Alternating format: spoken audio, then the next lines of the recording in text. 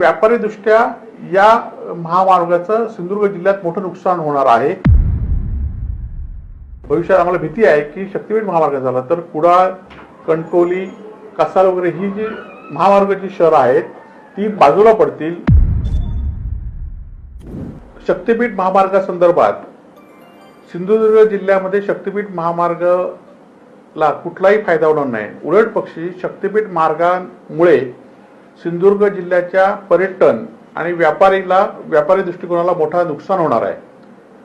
शक्तीपीठाची घोषणा माननीय मुख्यमंत्र्यांनी केली आणि त्याला शेतकऱ्यांचा विरोध आहे हा भाग एक आहे, परंतु दुसऱ्या भागामध्ये शक्तीपीठ महामार्गाचा नवीन जो नकाशा आलाय त्या नकाशामध्ये शक्तीपीठ मार्ग राधानगरीपर्यंत आलेला आहे आणि राधानगरी मार्गे तो पात्रादेवीपर्यंत शक्तीपीठ मार्ग पोहोचणार आहे। परंतु आपण बघितलं असाल की जर शक्तीपीठ महामार्ग हा पात्रादेवीपासून सुरू झाला तर तो सातारापर्यंत पॅरलर रोड शक्तीपीठ मार्ग राष्ट्रीय महामार्ग पुणे बँगलोरला पॅरलर साताऱ्यापर्यंत आहे आणि साताऱ्यापर्यंत पॅरलर असल्यामुळे साताऱ्यापासून मुंबईला जायला हा रस्ता अधिक सोपेचा होईल।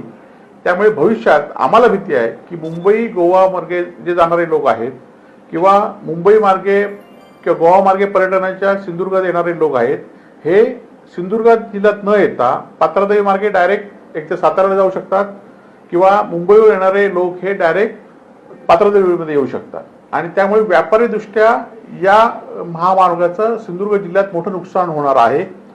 त्यामुळे हा महामार्ग खरं तर महामार्गाला आमचा विरोध नाही आहे, परंतु जर हा महामार्ग राधानगरीमध्ये येत असेल आणि 30 किलोमीटर मुख्य गोवा मुंबई मार्गाला तो जोडत असेल तर या महामार्गामुळे कणकवली, कसाल, ओरस, कुडाळ, सावंतवाडी ह्या भागाला ह्याचा फायदा होईल।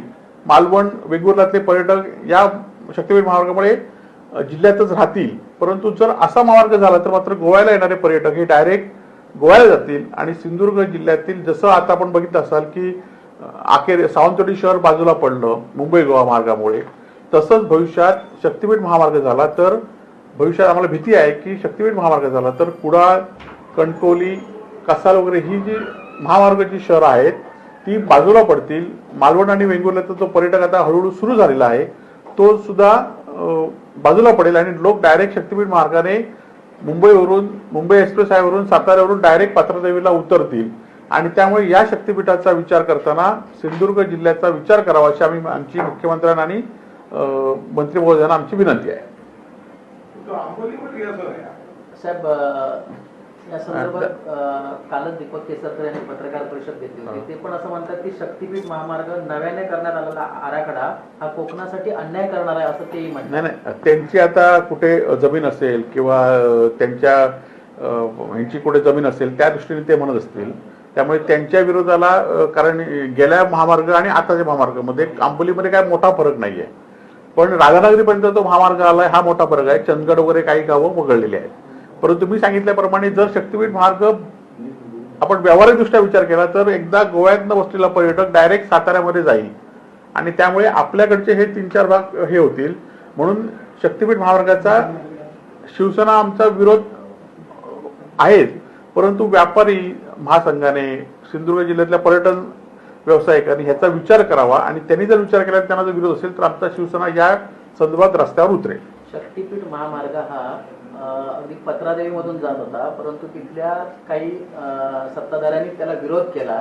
हा विरोध केल्यानंतर ते काम बंद झालं। त्यानंतर पालकमंत्री असं म्हणतात की अजूनही आम्ही तो ठरवलेला नाही आहे, त्यानंतर आम्ही ग्रामस्थांशी चर्चा करून तो प्लॅन नाही, खरं तर आपण बघितलं असाल की शक्तीपीठ महामार्ग याचा सिंधुदुर्ग जिल्ह्यासाठी नेमका फायदा काय आहे ह्याचं खरं तर पालकमंत्री किंवा सत्ताधारी मंत्र्यांनी ह्याचा किंवा सत्ताधारी जे खासदार आहेत, आमदार आहेत किंवा हे तरी शक्तीपीठ महामार्गाचा सिंधुदुर्ग जिल्ह्याला व्यापारी दृष्ट्या आणि पर्यटन दृष्ट्या काय फायदा आहे याचा पहिला खुलासा करावा आणि नंतर त्यांनी या संदर्भात भूमिका जाहीर करावी।